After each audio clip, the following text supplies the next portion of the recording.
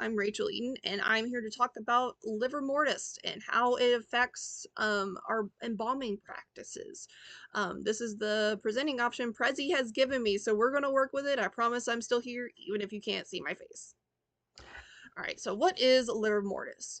Livor Mortis is the discoloration of skin when a body goes through a process called hypostasis. Now, hypostasis is going to be once your heart stops pumping blood when you die, gravity is going to press on your body and all the blood's going to run to the lowest point. That is what hypostasis is. And then livor mortis is something that happens as an effect of hypostasis.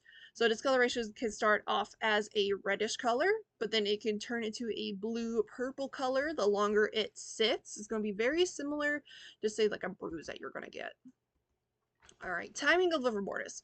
Livor mortis, you can see about 30 to 90 minutes after death occurs. You can use this as a way to tell how long a person may have been dead.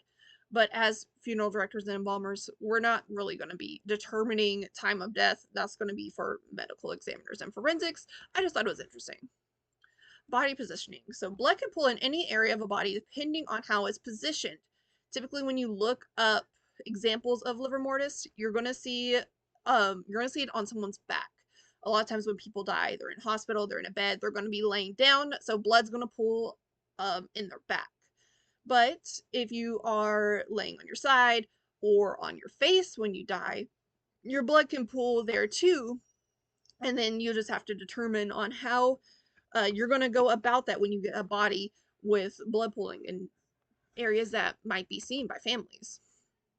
So what can livor mortis tell us? So as embalmers, this can tell us the presence of livor mortis can tell us some really important things that we're going to need to know to do to properly preserve a body that we get at our funeral home. So main thing about livor mortis is blood. Blood pools and that causes the discoloration. So if we see that under the skin, it's going to tell us that there's still blood inside the body. Well, blood and bodily fluids, they hold bacteria and they are just going to cause decomposition. Well, we can't really have that with our body if a family is going to view them.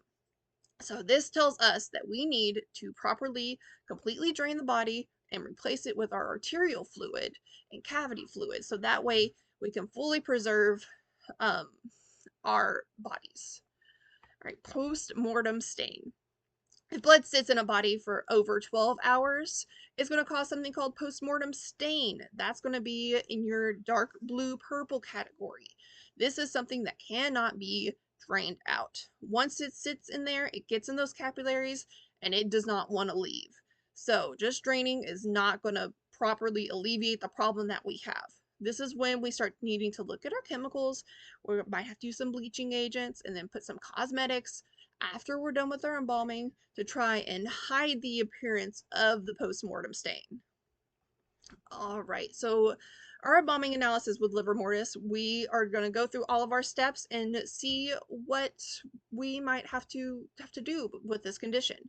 So our first things we're going to do is our observation. We need to examine our body, see where this discoloration is.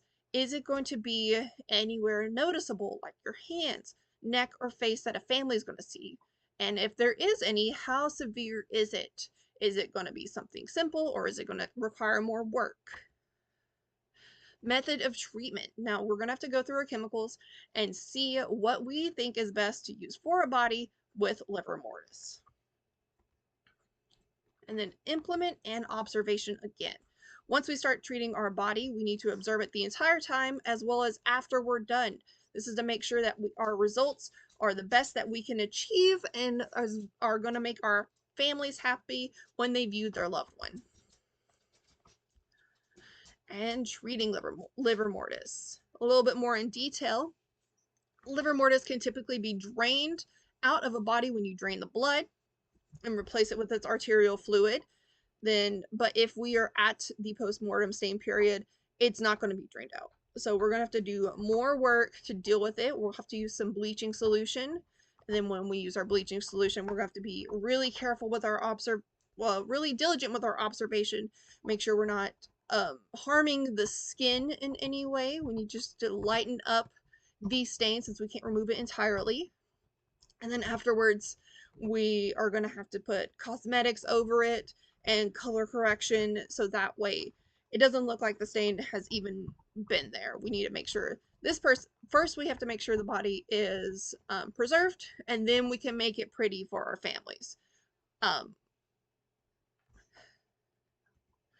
okay, so that is my presentation on the effects of Livor Mortis. Thanks for watching.